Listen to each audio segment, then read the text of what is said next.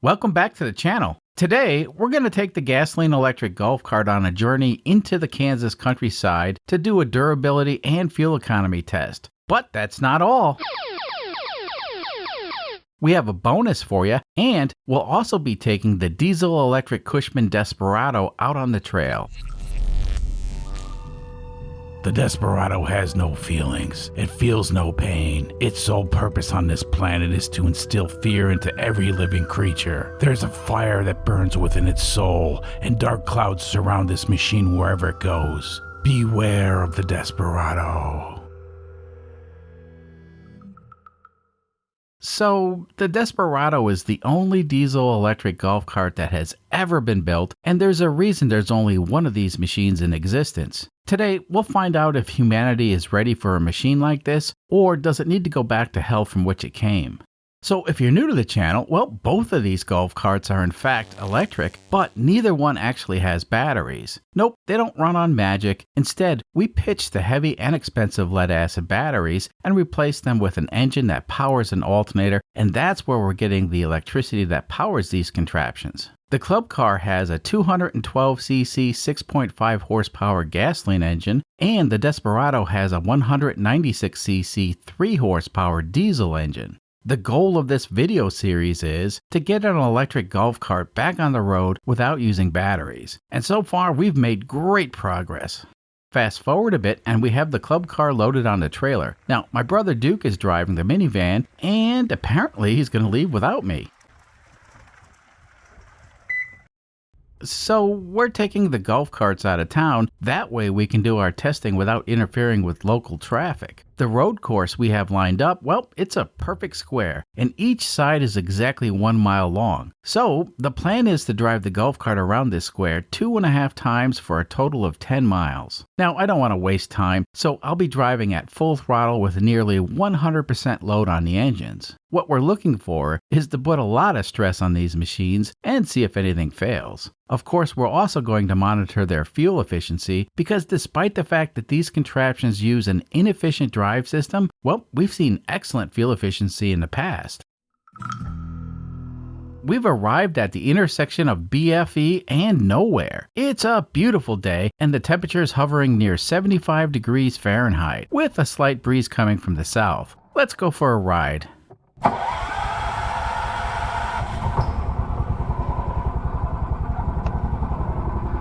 This petroleum battery-powered club car is the ultimate in luxury. Basically, it's a fancy go-kart disguised as a golf cart. You see, it's illegal to drive a go-kart, but around here a golf cart is perfectly fine to drive on the roads. Now today, my brother Duke is going to be my guardian angel, and he'll have to suffer a little bit as he follows this buggy during the road test. I'll let you in on the first bit of data we've collected, and that is, the average speed per lap was 19.8 miles per hour. That's close enough to 20 miles an hour, so this thing ain't that slow. Now, one of the luxuries I very much appreciate is this golf cart has a tinted windshield. And yep, the windshield does affect the speed and possibly the fuel economy, but there's no reason to suffer if you don't have to. Well, so far so good. While I do some driving, we'll cut back to Jimbo, who's in the shop and wants to explain a few things. Alright, thanks Jimbo. So this is the modified alternator that's being used on both the club car and the Desperado. The way the system is wired, well, the alternator is directly connected to the electric drive motor that propels the golf cart. Now, what's unique about our system is the accelerator pedal throttles the field voltage of the alternator, and that's how we're able to feed 0 to about 70 volts to the electric drive motor. Now, we covered how all this works in previous episodes. Anyway, as you can see, it takes almost zero effort to spin this pulley, and that makes sense because this alternator is not connected to anything. Now, when this gizmo is in the golf cart and we apply voltage to the field windings in order to get this alternator to start generating power, then all of a sudden it takes a massive amount of effort to spin this pulley. And that also makes sense because the alternator is converting the horsepower of the gasoline or diesel engine to electrical power. Now here's something interesting. The amount of effort it takes to spin this pulley is a lot more power than the engines that we're using can actually make. So if we apply too much field voltage to this alternator in order to get it to make a huge amount of electrical power, well, it's going to stall the engine.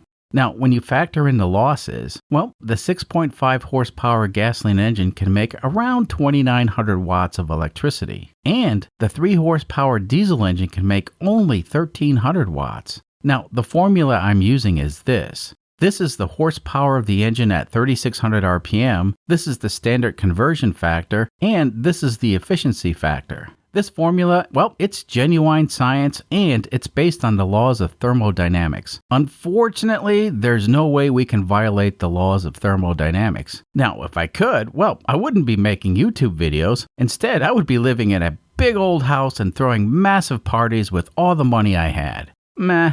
So no matter what, the 6.5 horsepower engine can only make 2,900 watts of electricity. Now, if you noticed, we're using an overdrive on the petroleum battery, and the alternator spins approximately 2.1 times the speed of the engine. Theoretically, the actual pulley ratio doesn't really matter, and using an overdrive or underdrive will not change the fact that the maximum amount of power we can get is 2,900 watts from the 6.5 horsepower engine. Now, the reason we are using an overdrive, it's to help improve the efficiency of the alternator. You see, the faster we spin the alternator, the less heat it will develop. Now, we could direct drive the alternator and have a 1-to-1 ratio, but that won't change the fact that 2,900 watts is the maximum amount of power that we can get from the engine. Now, the problem with using a direct drive is the alternator will be spinning a lot slower and developing a lot more heat. So, despite the extra drag the belt and pulleys add, it's a lot more efficient to use them. I know a lot of nuts and bolts non-electrical folks don't like the overdrive because, well, it doesn't make sense in a mechanical system. But keep in mind, I have both a mechanical and an electrical background, and this is the way it works when you mix the two systems. Alright, let's go back to Jimbo and see how the golf cart's doing on the road test.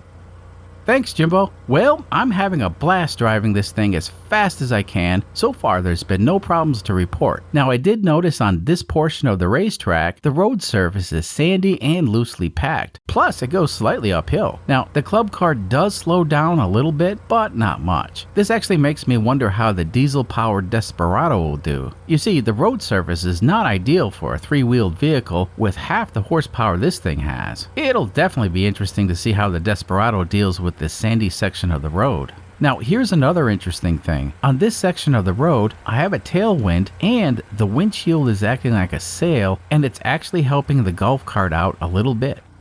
Right now, we're pulling around 40 amps at around 66 volts from the alternator. This looks perfectly normal despite the fact that we're feeding the little 36 volt electric motor almost twice the amount of voltage it's rated for. Now, as most of you folks know, we do have a small battery on board to power the control system, and at full throttle, we're pumping around 7 to 8 amps into the field windings of the alternator. The plug-and-play 10 amp charging system that we installed last week is definitely keeping the little battery charged, which is awesome. Now, if you haven't seen that video yet, check it out if you want to add a high-powered charging system to the 212cc Predator engine. At this point, it appears that we worked out all the details of the simple version of this concept, and now I feel comfortable to move on to the more advanced system that's going to be using an Arduino microcomputer. Now, what makes this channel different from a lot of other channels is we engineer, build, and test our ideas, and it takes a lot of time and effort to document these projects. As a matter of fact, this video series has been going on since November of last year. Now, every week we make changes in order to improve the performance of these golf carts, and I really appreciate you folks tuning in every week. The fact that we focus on making this golf cart better and better actually hurts this channel because, well, obviously folks want to see new and different projects every week. I get that, I really do. According to the analytical data I get from YouTube, well, people are getting tired of these golf cart projects. Well, the good news is I'm not tired of doing this stuff, and you can look forward to seeing this project get completed with both the simple system and the more complex system. Plus, don't forget, the diesel-powered Desperado is getting a second engine, possibly as soon as next week, and that'll make it the world's first diesel gasoline electric golf cart. Now, speaking about the Desperado, let's see how the diesel-powered demonic contraption can handle this road course.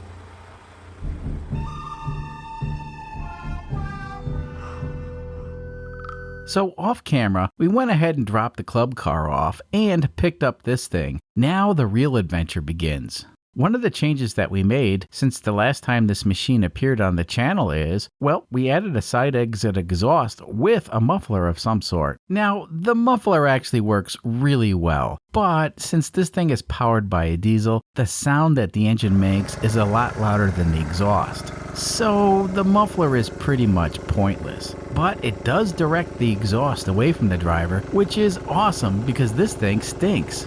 Well, let's see what we can do with it.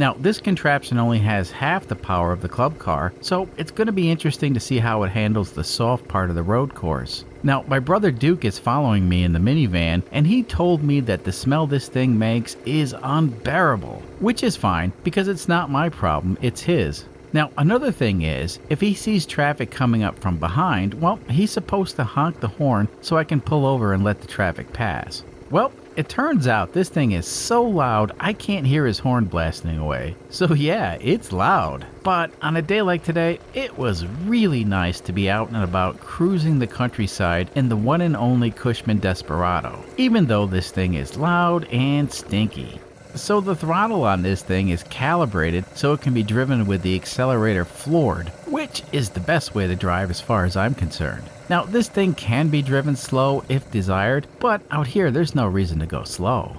So let me change the subject just for a moment. Now, some of you folks may or may not know this, but I lost over 50% of my hearing about a year and a half ago. It turns out my temporary hearing loss is actually a permanent hearing loss. No worries, I've adapted to this minor setback in life and I'll be fine. You know, the thing that concerns me is, how do the videos sound? I edit both the videos and the soundtrack in my own unique way, and so far it's been working. But recently I've been getting comments that I sound different. Well, I can't hear any difference, but I have an excuse. So what's the deal? Do the videos sound okay? If you can, go ahead and leave a comment on how these videos sound. That would be muchly appreciated.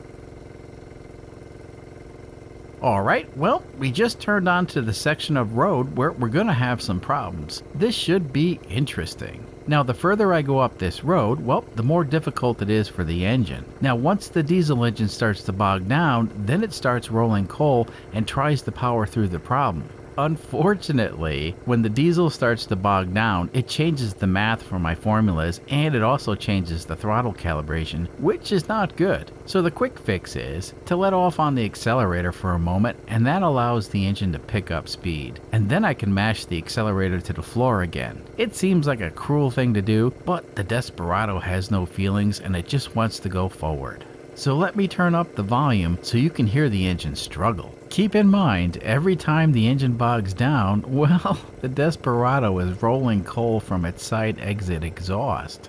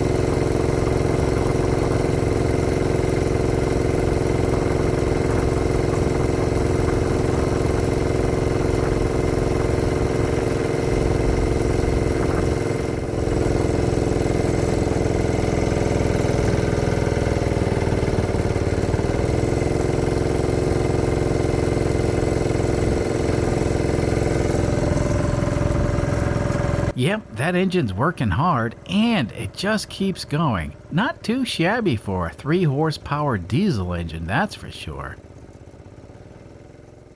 So my brother Duke managed to get a short clip of video from his perspective, and indeed this contraption is rolling coal every time there's a load on the engine. You know, we're really asking a lot from this little 3 horsepower diesel engine, but it keeps on chooching. Realistically though, for the best performance, a 6.5 horsepower engine is probably the smallest engine that would work okay for unpaved roads. Now, as I mentioned earlier, we're going to be fitting a 420cc 13 horsepower gasoline engine to this rig, so it's going to have dual engines. No, and that's not stupid. You see, it would be stupid if we didn't do something like that. Anyway, once we install the 420cc engine, we can do performance testing on the larger engine. And of course, just for fun and science, we can also do performance testing with the dual engines, because more engines is always better than batteries, and that's a fact. I'm basically an unreasonable person, so don't try to argue with me on that one.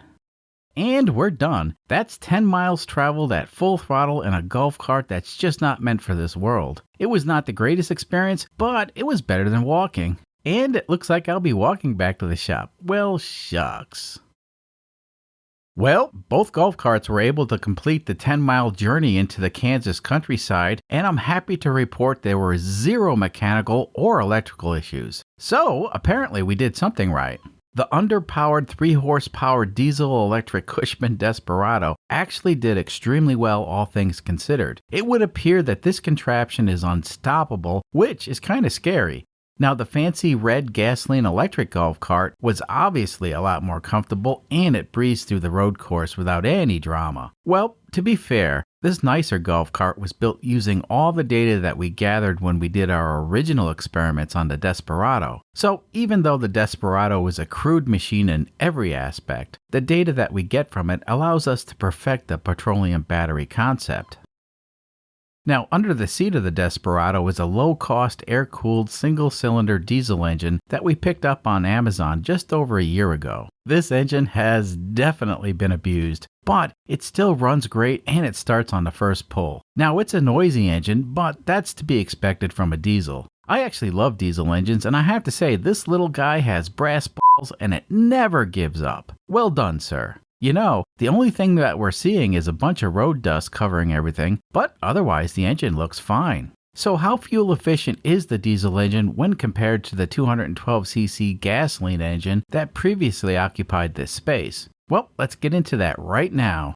Back in mid-December of last year, we did the exact same road test, and back then the Desperado was powered by a 212cc gasoline engine. The average speed of the Desperado back then was 19 miles per hour. Now, according to the instruments we ran at the time, the engine was at 72% capacity, and what that means is the power we were generating from the petroleum battery was 72% of its total capacity. So the bottom line is, we got exactly 40 miles to the US gallon back in December with the 212cc gasoline engine. Now, this time around with the diesel engine, our average speed dropped a little bit, and that's possibly due to the sandy and loosely packed road surfaces that we encountered. On this trip, we didn't measure the power being generated, but it was likely in the mid-80s to low 90s, and a few times we actually hit 100% when the engine bogged down. Now, according to the legend, the Desperado runs on fear and adrenaline, but apparently it does consume a tiny bit of diesel fuel, and we measured the fuel consumption to be 47.39 miles to the US gallon. Now, a lot of the time, fuel economy results are reported under ideal conditions. However, on this road test, nothing was ideal, and 47 miles to the US gallon is probably the worst this thing can get. So it's definitely a respectable number. As they say, results may vary, but in this case, the Desperado could probably do a lot better if it was driven by a reasonable person. So the Desperado did okay, despite the fact that we abused it once again. Aw, poor thing. Now, the fancy red golf cart, well, it had no problem completing the 10-mile road course. Its average speed was 19.5 miles per hour, and the windshield may have been both helping and hurting the speed. At one point, it acted like a sail, and at other points it slowed the thing down. I really liked the windshield, but there's likely a speed penalty for having one. Now, we did measure the power being generated by the petroleum battery, and we saw 2.6 kilowatts on the gauge for most of the test. So that works out to 89% capacity, which seems like a lot. And again, maybe it's because of the windshield. So the 212cc gasoline engine consumed 0.253 US gallons of fuel on its 10-mile journey, and that works out to be 39.52 miles to the US gallon, which is pretty good considering less than ideal road conditions and the fact that the accelerator was floored the whole time. You know, this is real-world data and it's not contrived information. Yeah, it could probably do a lot better, but at least we know how bad it could be, and it's not that bad at all. So at this point, both of these golf carts are one of a kind, but there are a lot of folks in the audience who love the idea of the petroleum battery and are building their own contraptions based on the simple and easy to construct method we developed. Please continue to like our videos and subscribe if you haven't done so already. And of course, you can also support us by becoming a patron member. As a matter of fact, this video series would not be possible without the help and support from my patrons. Thank you guys so much. As always, I had a lot of fun today, actually more fun than I usually have, and I hope you did as well. We'll see you next time. Until then.